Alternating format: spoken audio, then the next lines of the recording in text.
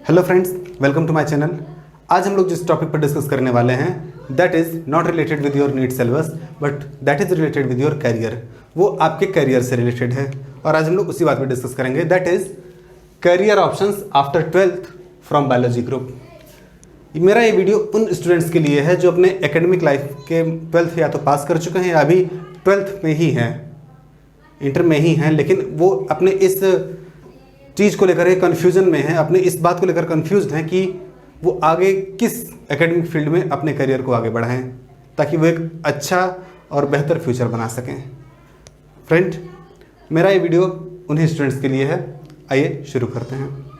Friends, biology group की बात करें तो ये सबसे ज़्यादा एप्लीकेबल, सबसे ज़्यादा अप्लाइड ग्रुप है और सबसे ज़्यादा इंटरकनेक्टेड ग्रुप है। यहाँ पर जितनी भी ब्रांचेज हैं सब कहीं ना कहीं एक दूसरे से रिलेटेड हैं। ओके, तो इस बायोलॉजी ग्रुप की एक सबसे बड़ी खूबसूरती ये है कि अगर आप एक ब्रांच में जा रहे हैं और आपको अगर कहीं भी ऐसा लगता है कि yes this branch is not suitable for you, तो आप दूसरी ब्रांच में स्विच कर सकते हो। आपके पास करियर ऑप्शंस खुले होते हैं।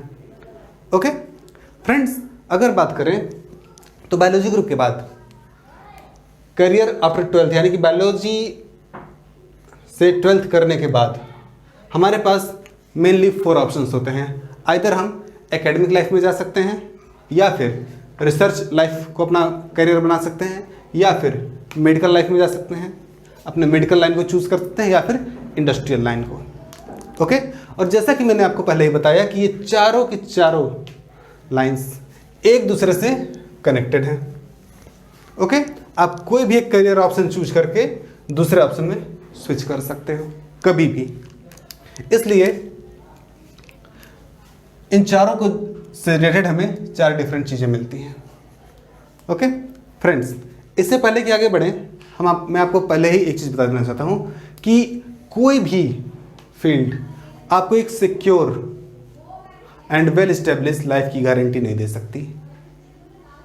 हर एक फील्ड का अपना कुछ ना कुछ प्रॉफिट है, कुछ ना कुछ प्लस पॉइंट है, हर एक फील्ड का अपना कुछ ना कुछ माइनस पॉइंट है। आपको उन्हें ध्यान में रख करके और अपनी एबिलिटी को ध्यान में रख करके ही चीज़ों को आगे बढ़ाना होगा। ओके, फर्स्ट अगर हम बात करें एकेडमिक लाइफ की तो एकेडमिक लाइफ में टीचिंग बेस्ट ऑप्शन। टीचिंग में ही बायोलॉजी ग्रुप से अगर आप टीचिंग ग्रुप में जाना चाहते हो और आप अप टू 12th लेवल तक के टीचर बनना चाहते हो तो आपको 12th के बाद बीएससी करना होगा, देन बीएड और देन आपको टीचर एलिजिबिलिटी टेस्ट क्वालिफाई करना होगा और तभी आप सेलेक्ट हो सकते हो up to class 8th BSc के बाद। लेकिन अगर आप उससे भी ऊपर के लेवल पे जाना चाहते हो, क्लास 12th तक जाना चाहते हो, क्लास 12th तक के टीचर बनना चाहते हो, क्लास 12th तक के टीचर बनना चाहते हो तो आपको बीएससी के बाद एमएससी देन बीएड और तब टीटी क्वालिफाई करके तब पीजीटी यानी पोस्ट ग्रेजुएट टीचर का एग्ज़ाम देना होगा और तभी आप टीचिंग ऑप्शन ज्वाइन कर सकते हो। ओके, और अगर आप पोस्ट ग्रेजुएशन लेवल तक के टीचर बनना चाहते हो, फैकल्टी बनना चाहते हो, किसी न किसी बड़े कॉलेज में, यूनिवर्सिटी में एज ए फैकल्टी ज्वाइन करना चाहते हो तो आपको बीएससी और एमएससी करने के बाद देन पीएचडी करना होगा और उसके बाद नेट क्वालिफाई करना होगा। तो BSc, MSc and then PhD, it's a very long process but it guarantees for a secure career option, क्योंकि उसके बाद आप और किसी भी फील्ड में स्विच कर सकते हो। जैसा कि मैंने पहले ही बताया, आपको बीएससी करना होगा, एमएससी करना होगा, एमएससी के दौरान या फिर एमएससी के बाद पीएचडी के दौरान आपको नेट क्वालिफाई करना होगा। NET is National Eligibility Test. यह एक टेस्ट होता है जिसके थ्रू वो कैंडिडेट सेलेक्ट किए जाते हैं जो पोस्ट ग्रेजुएशन लेवल तक के लिए टीचिंग के लिए एलिजिबल होते हैं। इनसे लेक्चररशिप मिलती है। ओके, आइए आगे बढ़ते हैं, बात करते हैं रिसर्च की। तो अगर आप रिसर्च फील्ड में जाना चाहते हो तो यहाँ पर 2 ऑप्शंस आपके पास होते हैं, या तो आप बेसिक रिसर्च में जाना चाहते हो या फिर आप एडवांस रिसर्च में जाना चाहते हो। बेसिक रिसर्च होता है जो हमारे बायोलॉजी की बेसिक ब्रांचेज हैं, इनको ओवरऑल रिसर्च में इंक्लूड किया जा सकता है। वो होते हैं BSc from zoology, BSc from botany. इस तरह के ब्रांचेज में आप सबसे पहले 12th के बाद आपको बीएससी करना होगा। ओके, इसके अलावा अगर आप एडवांस रिसर्च में जाना चाहते हो तो फिर आपको एडवांस जो भी ब्रांचेज होती हैं बायोलॉजी की, उनमें आपको ग्रेजुएशन अपना कंप्लीट करना होगा, जैसे कि BSc microbiology, BSc biochemistry, BSc biotechnology, etcetera etcetera. Okay. और अगर आप इस रिसर्च के बाद भी आपको लगता है कि यह रिसर्च फील्ड आपके लिए अप्लीकेबल नहीं है, तो आप किसी भी दूसरे फील्ड में यहाँ से तुरंत स्विच कर सकते हो। ओके। बात करते हैं मेडिकल फील्ड की। फ्रेंड्स, 12th के जो स्टूडेंट्स होते हैं उनमें सबसे ज़्यादा क्रेज होता है किसी फील्ड को लेकर के, तो वो मेडिकल फील्ड होती है। सच भी है, क्योंकि मेडिकल फील्ड सबसे ज़्यादा एप्लीकेबल है, सबसे ज़्यादा स्कोरिंग है, सबसे ज़्यादा एक तरह से कहते हैं स्कोप वाली फील्ड है, जो आपको कभी भी बेकार नहीं रहने दे सकती। फ्रेंड, मेडिकल फील्ड की बात करें तो हम क्लिनिकल और पैरामेडिकल दो ऐसे ब्रांचेज हैं जिनके थ्रू आगे बढ़ सकते हैं। क्लिनिकल जो लाइन होती है वो काफ़ी लंबा ड्यूरेशन, काफ़ी लंबा टाइम टेकिंग लेने वाली है। अगर आप मेडिकल फील्ड से ही जुड़े रहना चाहते हो, लेकिन आप इतना लंबा टाइम नहीं देना चाहते हो, जल्दी से जल्दी करियर स्टेब्लिश करना चाहते हो, तो आप पैरामेडिकल कोर्सेज ज्वाइन कर सकते हो। इनसे आप जल्दी स्टेब्लिश तो हो जाओगे, बट आपको इनके जैसी पॉपुलैरिटी या फिर इनके जैसा क्रेज आपको नहीं मिलेगा। कैसे, आगे बात करते हैं। क्लिनिकल फील्ड की बात करें तो बहुत सारे कोर्सेज हैं जिनके थ्रू आप ट्रीटमेंट में अपना करियर बना सकते हो। MBBS, bachelor of medicine, bachelor of surgery, BUMS यूनानी मेडिसिन में, BAMS आयुर्वेदिक मेडिसिन में, BDS डेंटल साइंस में, या फिर BHMS या फिर होम्योपैथिक मेडिकल सर्जरी में। अगर हम पैरामेडिकल कोर्सेज की बात करें तो यहाँ पर हमारे बहुत सारे करियर ऑप्शंस खुले होते हैं, ऐसी चीज़ें जो कि हेल्प करती हैं डॉक्टर्स को ट्रीटमेंट में।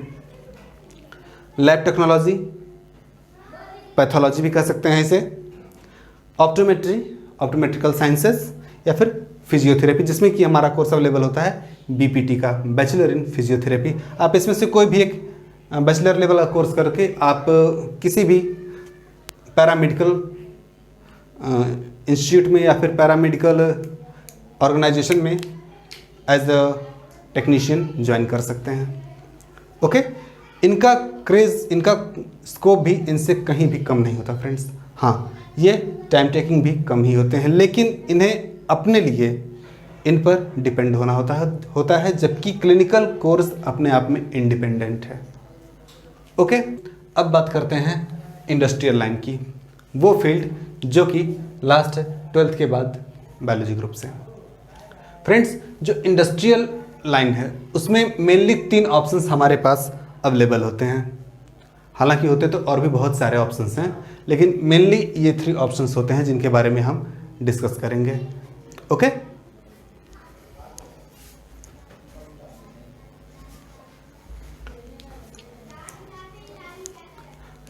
फ्रेंड्स, पहला है pharma sector.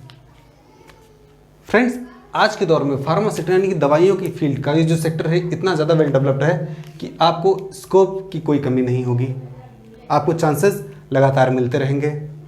Friends, pharmaceutical science में हमें सबसे ज़्यादा देखना होता है ये कि जो नई नई डिजीज़ आ रही हैं, या फिर हम कुछ ऐसा नया मेडिसिन, ऐसी कोई नई केमिकल या फिर ऐसा कोई नया फार्मूलेशन तैयार करें जो कि हमारे पिछले फार्मूलेशन से बेहतर हो, चाहे कॉस्ट के मुकाबले, चाहे इफेक्टिवनेस के मुकाबले, चाहे लो टॉक्सिसिटी के मुकाबले, इस तरह की चीज़ें। तो अगर आप इस फील्ड में जाना चाहते हैं तो आप B फार्मा या फिर BSc in pharmaceutical science options choose कर सकते हैं। Okay. Next is biotechnology. Friends, biotechnology की बात करें तो बायोटेक्नोलॉजी को अगर हम देखें तो 2 वर्ड से मिलकर बना हुआ है, बायो प्लस टेक्नोलॉजी। बायो की बात करें तो bio means related to the living system and technology is study of techniques. तो जब हम लिविंग सिस्टम का यूज करते हैं और उससे रिलेटेड टेक्निक्स का यूज करते हैं ह्यूमन के वेलफेयर के लिए, तो उसे कहते हैं हम बायोटेक्नोलॉजी। और अगर आप इस फील्ड में जाना चाहते हैं तो आप BTech इन बायोटेक्नोलॉजी या फिर BSc इन बायोटेक्नोलॉजी चूज़ कर सकते हैं। Okay. Next is clinical research field. Friend, जब भी कोई नई दवा तैयार होती है या फिर कोई नया फॉर्मुलेशन तैयार होता है तो उसके डिस्कवरी से लेकर के उसके एप्लीकेशन तक के बीच में जो टेस्ट होते हैं, जो हम लोग टेस्ट करते हैं, उसे कहते हैं क्लिनिकल रिसर्च। मीन्स एक नई दवा हमने डिस्कवर की और ये एज्यूम किया कि हाँ, ये दवा इस पर्टिकुलर बीमारी के लिए यूज़फुल हो सकती है, लेकिन अब उस दवा का हमें कितना डोज देना है, वो दवा कितनी ज़्यादा टॉक्सिक है, कितनी ज़्यादा सेफ है, वो दवा हमें कब लेनी है, खाने के पहले लेनी है, खाने के बाद लेनी है, कितने mg लेनी है, IV लेनी है, ओरल लेनी है, ये सारी चीज़ें जब भी हम स्टडी करते हैं it is related with clinical research. और अगर आप इस फील्ड में जाना चाहते हैं तो आपके लिए BSc in clinical research option useful हो सकता है। फ्रेंड्स, इसके अलावा और भी बहुत सारे तरह के career options, for example environmental science, for example medical genetics, for example forensic science और आपके लिए एप्लीकेबल हो सकते हैं। फोरेंसिक साइंस पर मैं ज़्यादा जोर दूंगा क्योंकि अगर आप कोई एक ऐसा करियर ऑप्शन चूज करना चाहते हैं जिसमें आपको ज़्यादा स्ट्रगल ना करना पड़े तो फोरेंसिक साइंस आपके लिए बेस्ट ऑप्शन हो सकता है। तो फ्रेंड्स, आई होप आप लोगों को ये वीडियो पसंद आया होगा। अगर ये वीडियो अच्छा लगे तो आप इसे लाइक करें और दूसरों के साथ भी शेयर करें। Thank you.